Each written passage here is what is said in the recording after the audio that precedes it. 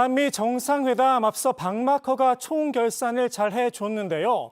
이번 회담 결과를 포함해서 윤 대통령이 방미 중 내놓은 발언과 관련해선 우리 주변국들의 다양한 반응들도 나오고 있죠. 북한과 중국이 강하게 반발하는 가운데 일본과는 한층 더 밀착하는 모습이 곧 나올 것으로 보이는데요.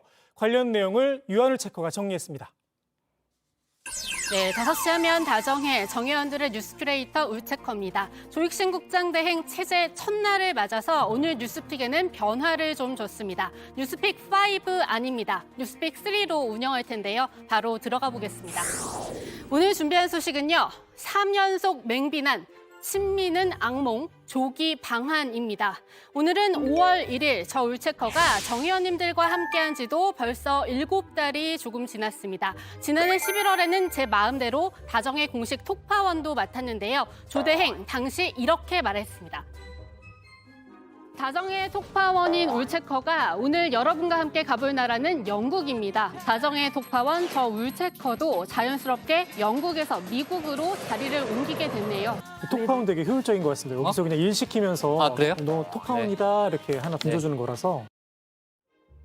네, 그렇게 이야기할 때부터 조대행은 큰 그림을 그리고 있었나 봅니다. 이번에 국장대행이 되자마자 톡파원 모드를 가동하라고 하더니 하루에 무려 3국가를 맡으라고 했습니다. 이렇게나 악덕 대행이라니 앞으로 일주일이 막막한데요. 그렇게 해서 떠나는 첫 번째 행선지 북한입니다. 워싱턴 선언이 발표되고도 하루 넘게 잠잠했죠. 좀 의아했습니다. 바이든 미국 대통령이 이렇게까지 말했기 때문입니다.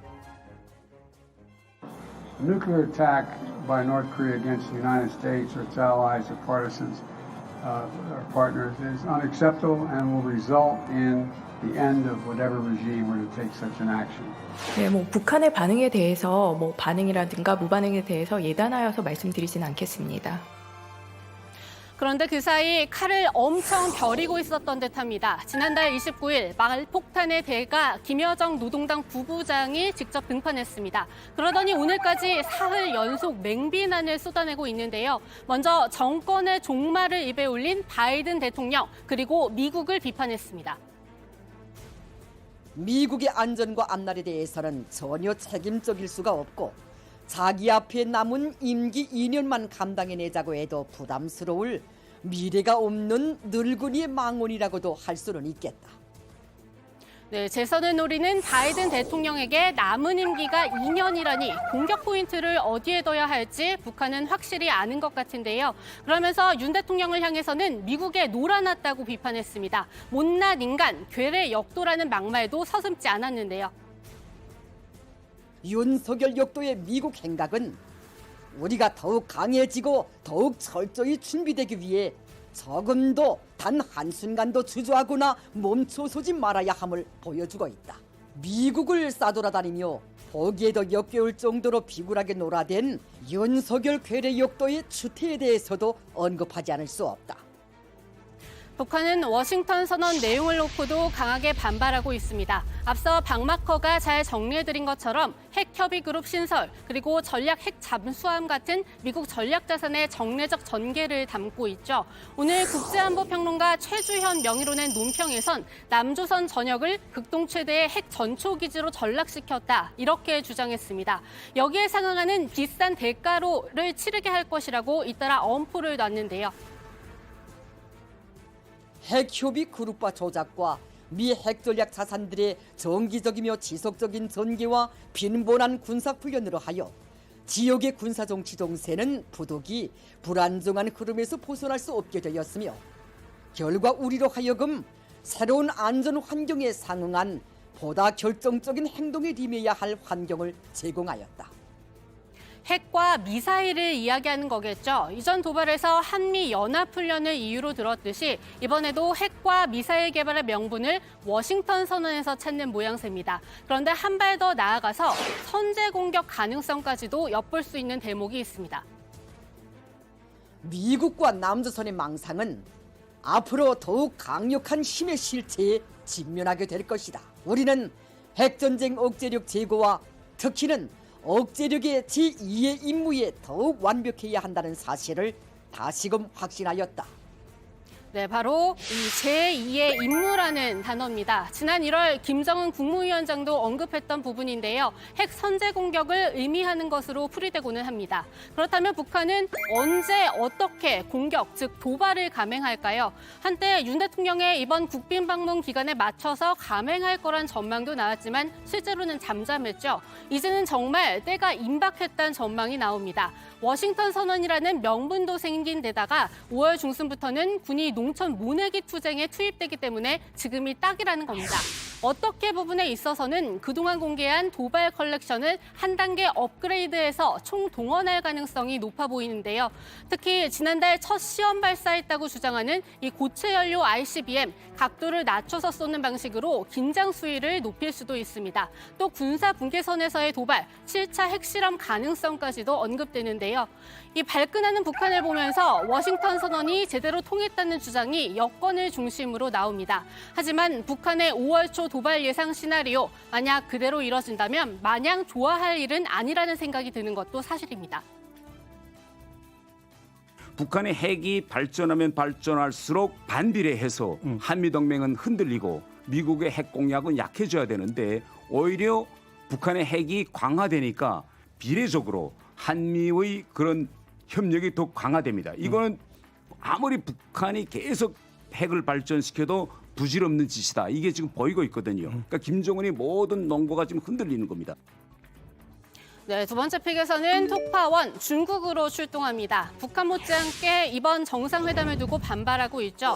한미 정상회담에서 대만 문제에 대해 언급했기 때문입니다. 더 나아가 한미 양국은 이 중국이 민감해하는 인도 태평양 지역 전략도 한껏 강조했죠. I also welcome and support your administration's new Indo-Pacific strategy. It's a strategy that affirms how aligned our two nations are and our visions of the region and how similar they are. Today, we discussed our work together on promoting peace and stability in the Taiwan Straits, ensuring freedom of navigation in the South China Sea and beyond.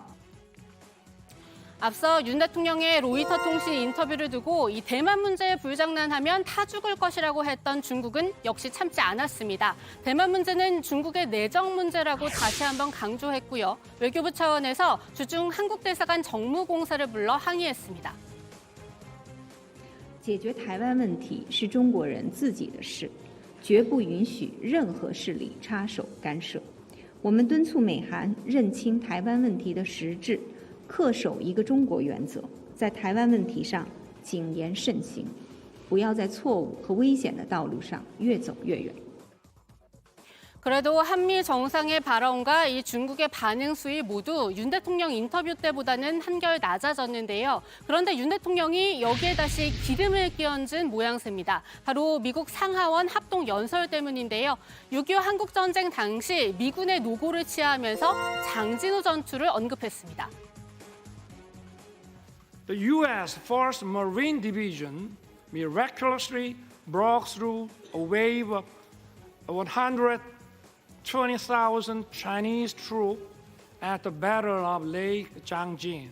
In the Battle of Lake Changjin alone, 4,500 American service members lost their lives. Over the course of the war, almost 37,000 U.S. soldiers fell. 네, 중국군은 전사자만 2만 5천 명이 이 장진호 전투에서 나온 것으로 알려져 있는데요. 그렇게 치열한 전투 끝에 미국 해병은 포위망을 뚫고 철수에 성공했고 이 작전은 한국 전쟁의 분수령으로 기록되고 있습니다. 이를 뼈아프게 기억하는 중국도 이 장진호 전투를 언급하는 걸 피해왔습니다. 하지만 미국과의 갈등 수위가 올라가면서 6.25를 중국이 미국에 맞서 싸운 즉 항미 원조가 빛난 정의로운 전쟁으로 부각하기 시작했는데요. 여기에 윤 대통령이 찬물을 끼얹은 셈입니다. 关于长津湖战役，根据中方战史记载，此役共歼敌3.6万人，其中美军2.4万人，包括全歼美军一个整团。美军第8集团军司令沃克中将也在混乱中翻车身亡。美国国务卿艾奇逊称之为美国历史上路程最长的败退。 네, 반발하는 차원에서 관영 CCTV는 어제 저녁부터 이 항미 원조를 부각시킨 40부작 드라마 압록강을 건너다도 긴급 편성해서 재방영에 들어갔는데요. 생각해보면 윤 대통령의 주요 발언 한마디 한마디가 중국이 가장 아프게 생각하는 부분을 후벼파고 있습니다. 미국과의 밀착에 따르는 거겠죠. 그렇다면 이대로 미국과 중국 사이에서 전략적 모호성을 버려도 되는 것인가에 대한 지적이 나오는데요. 더 이상 모호하게 갈 수 없다는 말이 우리 외교 당국에서 나옵니다. 모호성에 대해서는 뭐 필요할 때가 있을 겁니다. 하지만 북한이 저렇게 핵을 개발을 하고 미사일을 쏘아대고 뭐 가끔은 잘 아시지만 미사일 쏜 거리 같은 거 이렇게 가만히 해서 컴파스를 이렇게 돌려보면요. 서울, 평택 뭐 이런 데 겨냥하고 있습니다. 그런 훈련을 하고 있는데 우리 안보에 대해서 어떤 모호성을 유지할 수 있는지에 대해서는 저는 개인적으로 잘 모르겠습니다. 그렇다면 여기에서 이 북한 문제는 어떻게 할 것이냐 이렇게 다시 묻지 않을 수 없죠. 우리가 잊고 있는데 한반도 평화체제를 수립한다든지 북핵 문제를 해결한다든지 북한의 급변 사태가 났을 때 원활히 수습한다든지 평화통일로 가는 것. 미래에 있어서 가장 중요한 안보 가치 4가지가 중국의 협력 없이는 아무것도 안 됩니다. 그런 상황에서 중국은 안보에 있어서는 별로 중요하지 않은 나라처럼 이렇게 생각하는 경향이 있는데 중국은 이미 우리나라를 반중연대 일부분으로 인식한 듯합니다. 윤 대통령의 외교 정책 결정, 친미 성향 참모들의 영향을 많이 받아서 균형을 잃고 점점 극단적으로 되고 있다. 이 시진핑 주석의 책사인 진칸룽 교수의 말에서도 드러나는데요. 그렇다면 잠시 쉬어가는 타이밍도 필요할 텐데 그렇지 못한 것 같습니다. 여기서 바로 세 번째 픽, 일본으로 넘어가서요. 이 조기 방한입니다. 윤 대통령과 바이든 대통령 한미 정상회담을 마친 직후에도 한미일 삼각공조를 강조했습니다. 바이든 대통령은 특히 한일 관계 정상화를 위한 우리 정부 조치를 강력히 지지했으며 우리 두 정상은 한미일 3국 협력 강화를 위한 노력을 지속하기로 했습니다.